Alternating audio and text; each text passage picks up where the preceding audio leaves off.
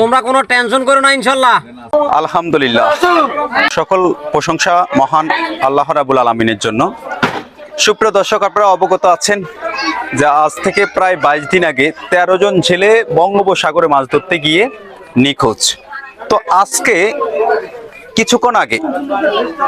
কিছুক্ষণ আগে তাদের সন্ধান পাওয়া গেছে। এই ভাই নাকি 41 সেকেন্ড তাদের কখন কথা বলছেন? আজকে 1 তারিখ দুপুর 12:30টার দিকে তাদের সাথে কথা বলছি।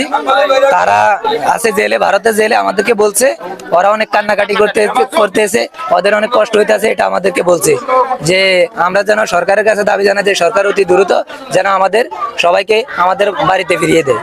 আপনারা সন্ধান পেয়েছেন কিভাবে যে তার সাথে কথা? সন্ধান পেয়েছে আমার স্বাস্থ্য ভাই ওর ভাইয়ের মোবাইলে ফোন দিছে আর তারপর দিয়ে ওর সাথে ভিডিও করে নিজেরা ফোন দিছে।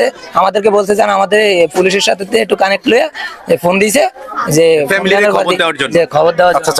যে বাঘ প্রতিবন্ধী একটা ছেলে ছিলেন সাব্বির, যে তিনি তার নববধূকে রেখে মাত্র 4 মাস হয়েছে তিনি বিয়ে করেছেন, তাকে রেখে যেন সাগরে গিয়ে নিখোঁজ। এখন আমরা আজকে 12:30টার দিকে ওদের সাথে যোগাযোগ করছি, মানে অত বেশি কথা বলতে পারে নাই, কয়েক সেকেন্ড কথা বলছি। ওরা শুধু কান্নাকাটি করতেছে, ওরা অনেক কষ্টে আছে, ওদেরকে যেন দ্রুত ওখান থেকে বাঁচানো যায়।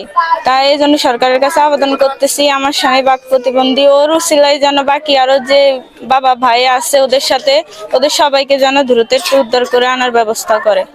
আলহামদুলিল্লাহ, আমার নাম রিফা, আমার স্বামীর নাম খোকন। গত 10 তারিখে মাছ ধরার উদ্দেশ্যে আমার স্বামী সাগরে গেছে। এতদিন ওনাদের কোনো খোঁজ পাই নাই আমরা। আজকে হঠাৎ একটা ভিডিও ফোন আসছে ভারত থেকে, কিন্তু কারোর সাথে কথা বলারও সুযোগ পাই নাই, কিছু না। ওনাদের চোখে শুধু কান্না।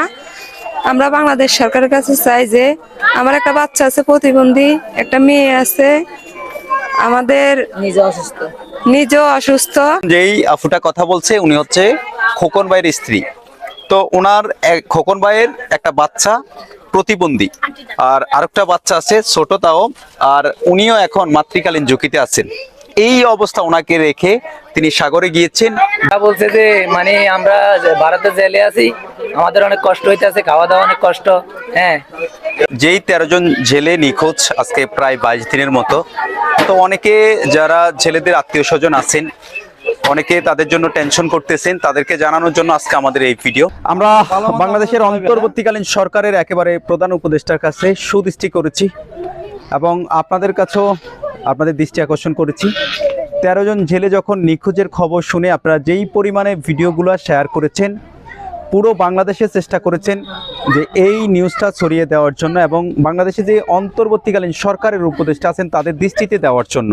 আমরা আজকে বলতে চাই যে আজকে আমাদের এই নিউজটা আপনারা একটু বেশি বেশি শেয়ার করেন, যাতে করে আপনাদের একটা শেয়ারের মাধ্যমে যে আমাদের 13 জন ছেলে আজকে 22 দিন ধরে নিখোঁজ এবং তারা যেই ইন্ডিয়া একটা জেলখানাতে কারাবন্দী আছেন, তাদেরকে যেন সেখান থেকে উদ্ধার করে খুব দ্রুত এই যেই পরিবারগুলো আছে তাদের পরিবারের কাছে বুঝিয়ে দেয়।